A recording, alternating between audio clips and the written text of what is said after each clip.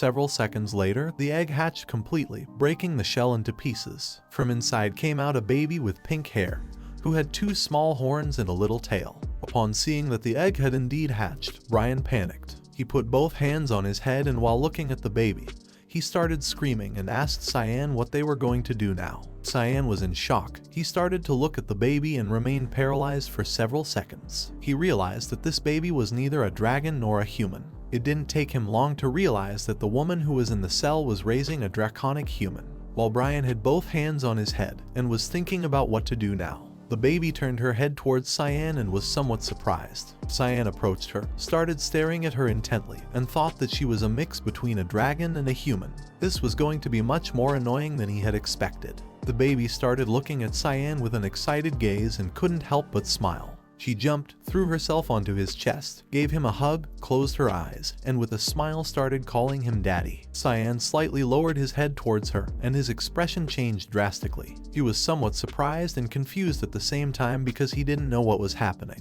He began to look at the baby with a gaze full of confusion and started wondering if she really thought that he was her father. At that moment, Karam manifested herself. She put her hand near her mouth and tried not to laugh. Several seconds later, she began pointing at Cyan with her finger, closed her eyes, and started laughing out loud. She congratulated Cyan for becoming an 11-year-old pope.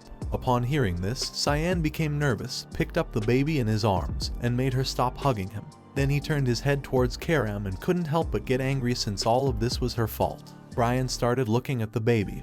He was still in shock as he didn't know what was happening. Several hours ago, when Cyan and Karam were in the woman's cell, he picked up the egg with his hand and asked her if he really should take charge of this egg. She turned her head slightly towards him, and with a serious look, she explained that it would be bad if the wrong person took possession of something like this. Upon hearing this, Cyan began to stare at the egg and thought that she was right. He became somewhat nervous and asked her if it really wasn't going to hatch. Karam turned her head slightly towards him, started staring at him, and explained that this was not going to happen since she had never seen a dragon hatch when it had lost its mother. She also added that basically this meant that this egg was just a dangerous stone. Back in the present, Cyan sat on the couch and began to stare aggressively at Karam. She simply crossed her arms, closed her eyes, and explained to him that she had never thought she would see something like this happen. Upon hearing this, Cyan became even more furious. With an angry look, he reminded her that she had told him that this could never happen.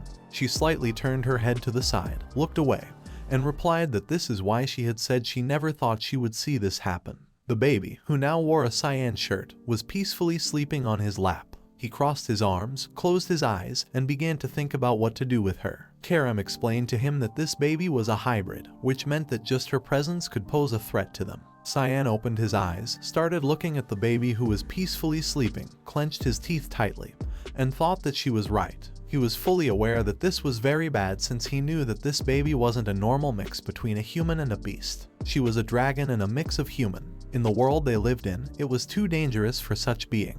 If the Academy were to find out about this, then there existed the possibility that the director could harm her to eliminate external threats. The dragons were also very strict when it came to bloodlines, which meant that if they were to discover the existence of this baby, they would try to eliminate every living being who knew about her. Cyan closed his eyes and remained immersed in his thoughts for several seconds, searching for a solution to this matter. He wasn't sure if he really needed to take this kind of risk. He opened his eyes and began to stare at the baby, who was comfortably sleeping on his lap. He opened the palm of his hand and started wondering if it wouldn't be better to end the suffering now, if this baby was destined to live a life of pain anyway. Karam didn't take long to realize what Cyan had planned to do. She began to stare at him intently, and with a smile, she told him that this was the best thing for everyone. Little by little, Cyan started moving his hand towards the baby's neck. Karam looked at Cyan, and even though she knew he wasn't doing the right thing, she thought that if the baby's fate was to live in misery, then there was no other option.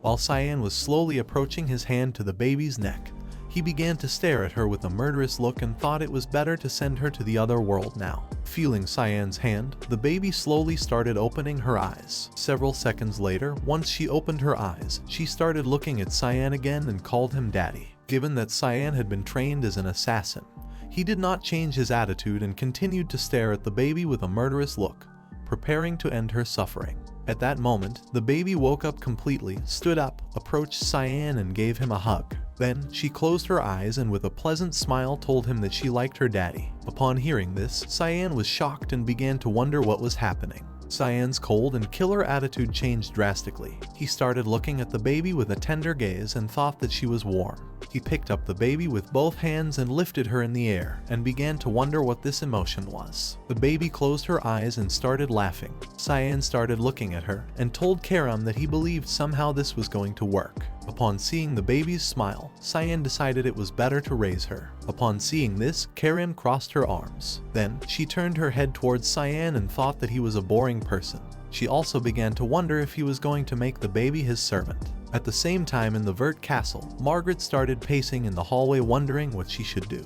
She put her hand near her mouth, started looking down with a furious gaze, clenched her teeth tightly, and thought that Cyan was a bastard. She knew it would be bad for Krantz if she didn't do something about him. While she was lost in her thoughts, Ashel appeared behind her. He closed his eyes and with a smile caught her attention. Upon hearing his voice, she snapped out of her trance, tightly clenched both fists, and found a way to get rid of Cyan. Ashel approached her from behind. He placed his hand on her shoulder, and with a smile he told her that she seemed to be anxious. He asked her if she was having any problems, then she could talk to him. Upon hearing this, she slightly turned her head towards him, and despite being his mother, she couldn't help but blush. She thanked Ashel for his concern. She approached the hallway door, and a servant opened it for her. She turned her body towards him, placed a hand on her chest, began to bid farewell to him with the other hand, and explained that she was fine and had no problems with anything.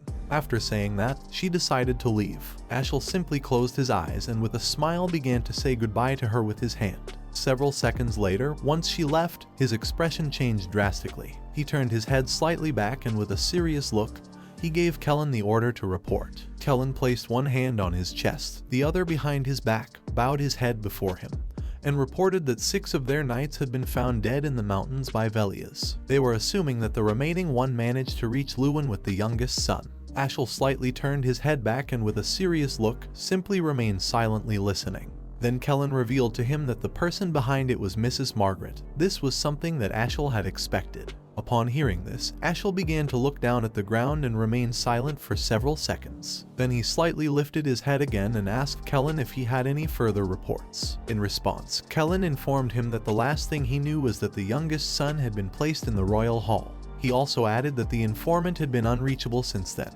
This information was something that Ashel already knew. While his body was emitting a suffocating energy, he slightly turned his head towards Kellen, and upon seeing that he hadn't discovered anything about his brother, he began to stare at him with a murderous look and started to smile. Feeling Ashel's suffocating energy, Kellen's expression changed drastically. He couldn't help but start sweating and feeling terrified. He knew he had disappointed him. He began to sweat even more and panicked as he remembered that Ashel never kept disappointing subordinates around him. Kellen couldn't give up his position after all the hard work. He lifted his head, and while sweat was dripping from his face, he started screaming and informed Ashel that he himself was going to go to the academy in person. He also begged him to believe him because he wouldn't let him down. Upon hearing this, Ashel approached him and placed his hand on his shoulder. He remembered that Kellen was a hardworking person, so he decided to trust him and asked him to be quick. Upon hearing this, Kellen calmed down a bit and couldn't help but smile. Ashel turned his back on Kellen and started moving away from him. He was fully aware that Cyan was hiding something, so he gave him the order to find out what it was. While Kellen had one arm on his chest and the other behind his back, with his head lowered, he responded with a "understood." At the same time, Sarika, who was holding a report in her hand, began to approach Cyan's dorm. Several seconds later, she opened the door and saw Cyan and Karam sitting on the floor. She was holding the baby with both hands while Cyan was feeding her a bottle of milk. Both turned their heads towards the door and were somewhat confused. Since there were no classes today, Cyan asked Sarika what brought her here. While with one hand she was holding the doorknob, she looked more closely, and upon seeing a baby, she became confused and asked them what a baby was doing here. Cyan put one hand on his knee, supported the other on the ground, slightly lowered his head, closed his eyes and explained to her that this was a long story. He changed the subject and asked her what she was doing here. While Sarika was adjusting her glasses, she began to stare at Cyan intently and decided to find out about the baby later, as there was now a more urgent problem at hand.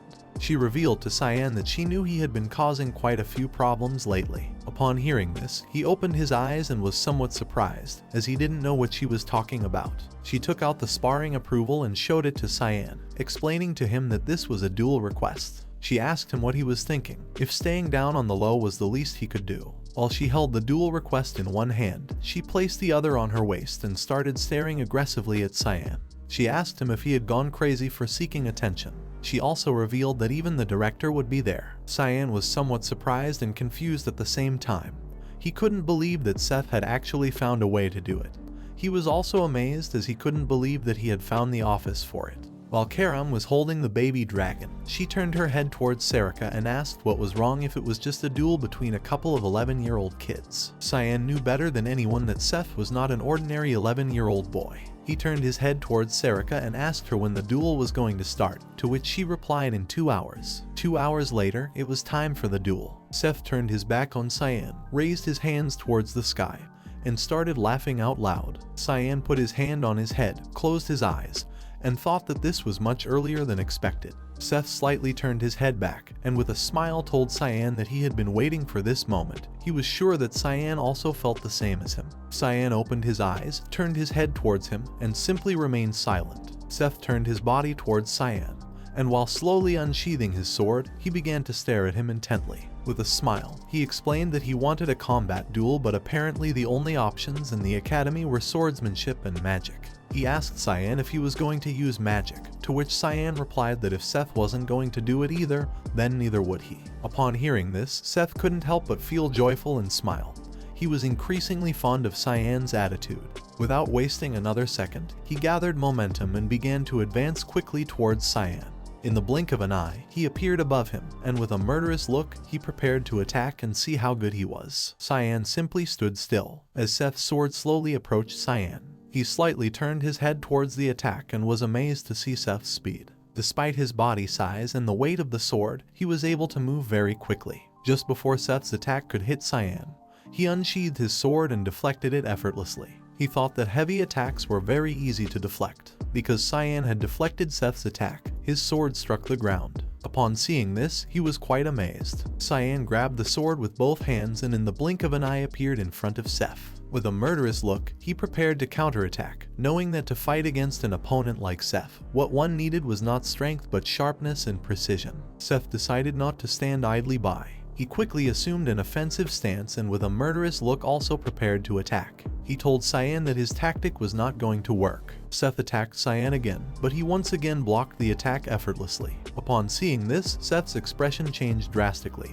He began to stare intensely at Cyan, clenched his teeth tightly, and thought that this was not good. Cyan started deflecting the attack once more. Seeing this, Seth turned his head towards him, clenched his teeth tightly, and realized that he was trying to counterattack by using the force of his downward strike. He couldn't believe that Cyan was doing this with just a rapier. Seth decided not to fall into Cyan's trap. In the blink of an eye, he gained momentum and appeared behind him, preparing to attack him by surprise. While Seth's attack was slowly approaching Cyan from behind, he remained still. He sheathed the rapier, dodged the attack, and grabbed Seth's leg with both arms. Upon seeing this, he began to look at Cyan, clenched his teeth tightly, and started wondering what was happening. Seth tried to resist, but it was in vain.